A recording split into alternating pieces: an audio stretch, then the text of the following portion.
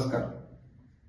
जिल्हा प्रमुख दत्ता सामंत यांनी मालवण तालुक्यात पंचायत समिती व जिल्हा परिषद निवडणुकीसाठी उमेदवारी अर्ज दाखल करण्याच्या शेवटच्या दिवशी माध्यमांशी संवाद साधला. सिंधुदुर्ग जिल्ह्यातील आगामी पंचायत समिती आणि जिल्हा परिषद निवडणुकांसाठी भाजप, शिवसेना, राष्ट्रवादी काँग्रेस, अजित पवार गट अशा घटक पक्षांची महायुती आहे. यावेळी माध्यमांशी संवाद साधताना जिल्हा प्रमुख दत्ता सामंत म्हणाले की महायुतीत बंडखोरी होण्याची शक्यता नसून एखाद्या वेळेस बंडखोरी झालीच तर ती थांबवण्याची ताकद महायुतीच्या नेत्यांकडे आहे.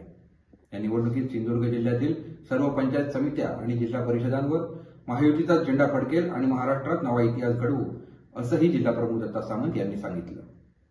यावेळी त्यांच्यासोबत विविध पदाधिकारी, कार्यकर्ते उपस्थित होते.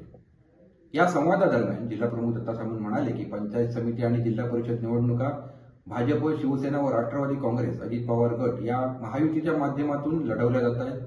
या निवडणुका राज्याचे मुख्यमंत्री देवेंद्र फडणवीस, उपमुख्यमंत्री एकनाथ शिंदे, उपमुख्यमंत्री अजित पवार, माजी मुख्यमंत्री व खासदार नारायणराव राणे, भाजपा प्रदेशाध्यक्ष रवींद्र चव्हाण, संपर्कमंत्री उदय सामंत तसंच सिंधुदुर्ग जिल्ह्याचे पालकमंत्री नितेश राणे आणि आमदार निलेश राणे यांच्या मार्गदर्शक नेतृत्वाखाली लढवल्या जात आहेत.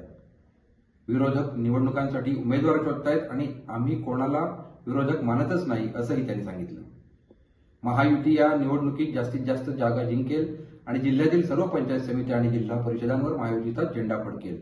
उमेदवारी अर्ज भरण्याच्या शेवटच्या दिवशी महायुतीच्या उमेदवारांनी अर्ज दाखल केले आणि प्रत्येक कार्यकर्त्याला उमेदवारी मिळावी असं वाटणं स्वाभाविक आहे. मात्र पक्षनिष्ठा आणि नेत्यांवरील श्रद्धा असलेले कार्यकर्ते पक्ष नेतृत्वाने सांगितल्यास त्यांचा उमेदवारी अर्ज मागे घेतील असंही जिल्हा प्रमुख दत्ता सामंत यांनी सांगितलं आहे.